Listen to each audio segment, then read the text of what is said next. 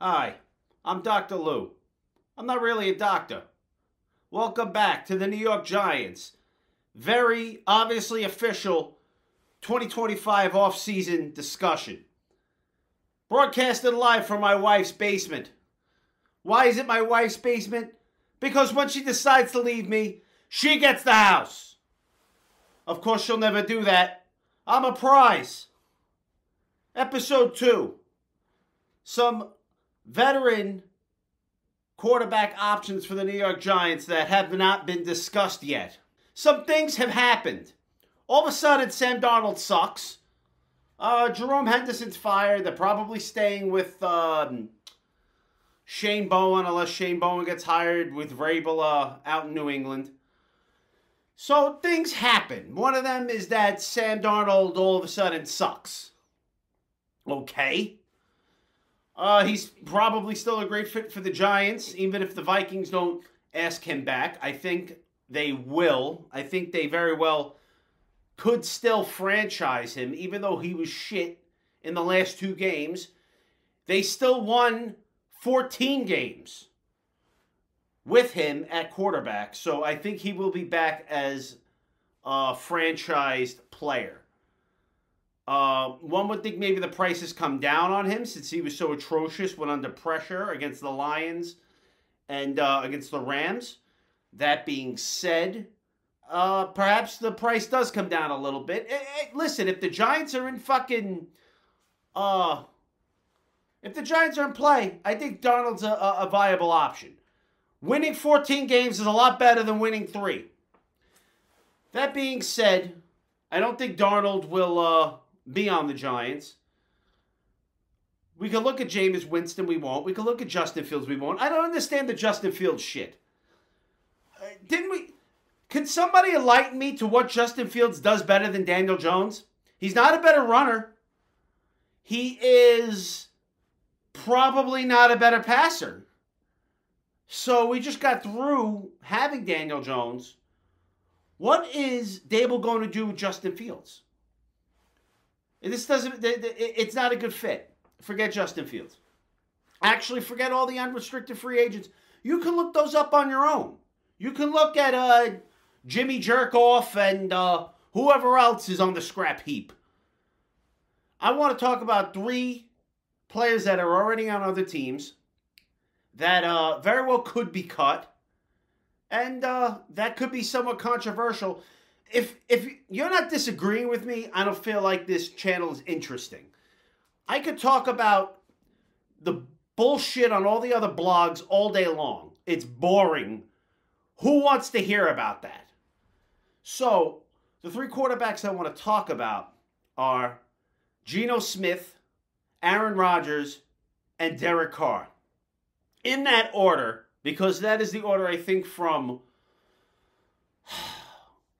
least likely to be available to most likely to be available.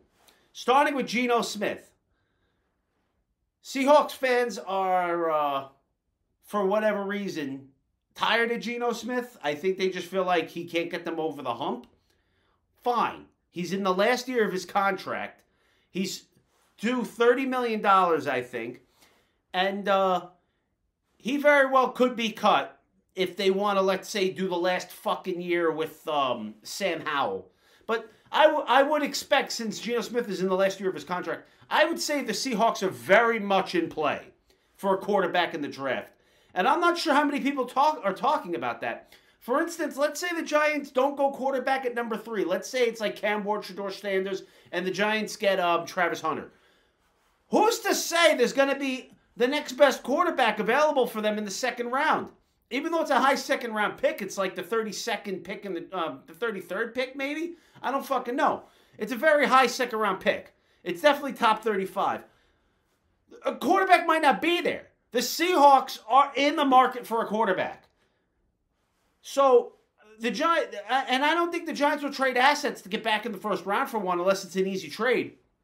And the Giants could be looking very deep into this draft for quarterbacks. It could go way past the number 3 rated quarterback in this draft, whoever that is.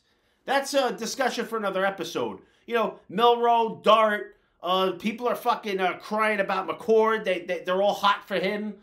And depending on the college playoff, Will Howard could be in this fucking conversation. Senior Bowl, it's going to be crazy. We are very far away from having the draft board shakeout. That being said, Giant quarterback free agents, boring as fuck. Let's talk about Geno Smith. Should the Seahawks cut Geno Smith, draft a quarterback, and then go with Sam Howell as a bridge? It is possible, I guess. The Giants should do whatever the fuck it takes to get Geno Smith, including trade. You're talking about, he's only owed $30 million. It's not a significant portion of your salary cap, especially for 1 year. To have a player Geno Smith's caliber who gets shit on a lot, the guy makes fucking plays. He's a good passer. He's leaps and bounds better than anybody the Giants could sign a free agency. Unless they get Darnold. And you know what? Geno Smith is better than Darnold. It's not even a fucking question. If you can get Geno Smith, you get him. You might be able to work out a trade with the Seahawks. Maybe the Seahawks, they got a new, Pete Carroll's still in the organization, but they kind of have a new, head coach, a new regime. Pete Carroll could actually leave for another NFL team at this point. It's very possible that they could punt this season, trade Geno Smith, start Sam Howell, draft the quarterback of the future. The Giants should inquire about Geno Smith. Geno Smith is going to win games for the New York Giants, without question. I think the most likely scenario, obviously, is the Seahawks, who only have 1 year to go with Geno Smith at a very affordable price. Probably, close to 50% off the going rate of a franchise quarterback. They could, or I think they will keep Geno Smith for the 1 year, keep the players happy in the locker room, compete, and have Geno mentor the incoming drafted quarterback. So, as much as I love Geno Smith, I don't think he'll become available. The Giants are not doing their job if they don't ask for a trade. The next quarterback is Aaron Rodgers, who probably is getting cut because I just see that the Jets are going to have a new general manager, a new head coach, a new everything except owner. They may feel like the Aaron Rodgers experiment is over, and they will probably, I don't think he has any more guaranteed money. They just have to carry some void years or something on his contract. So it should be very easy for the Jets to get out of the Aaron Rodgers business, to coin a phrase.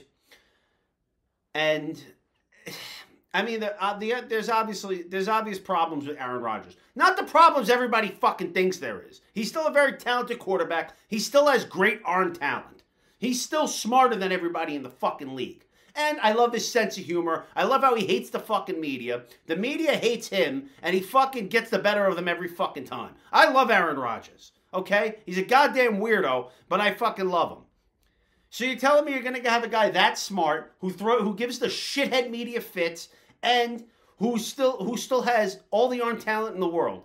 His accuracy took a little bit of a step back.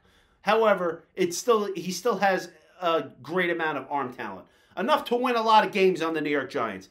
That being said, he's a hard fit for Brian Daboll. Because now you're thinking, all right, are we bringing Devontae Adams over?